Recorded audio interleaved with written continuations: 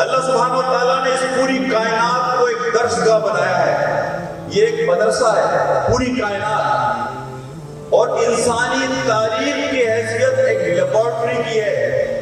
جس طرح ایک لیب میں آپ ایک تجربہ کرتے ہیں، اس کا کوئی نتیجہ نکلتا ہے، اللہ نے اس پوری کائنات کو درسگاہ اور مدرسہ بنایا اور انسانی تاریخ کو ایک لیب کی حیثیت دی۔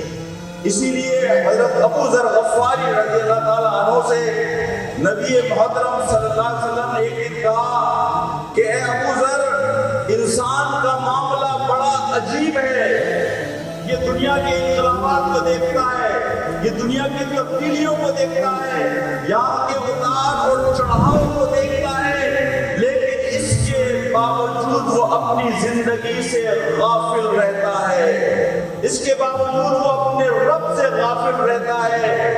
میرے بھائیوں، میرے دوستوں اور میری بہنوں، اللہ سبحانہ و تعالیٰ نے اس پوری دنیا کو اس طرح بنایا ہے کہ تاریخ اپنے آپ کو دہراتی ہے، تاریخ اپنے آپ کو دہراتی ہے۔ اللہ رب العالمین نے ہم کو یہ کرم کیا کہ اللہ نے انسانی زندگی کے ٹیمپلیٹس قرآن اور نبی کی سیرت میں ہمارے لیے محفوظ کر دیے۔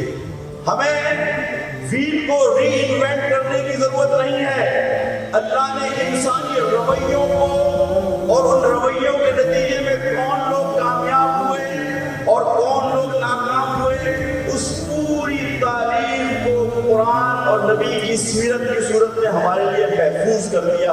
اسی لیے قرآن بار بار یہ کہتا ہے کہ ہم نے اس کتاب کو تمہارے لیے آسان بنایا۔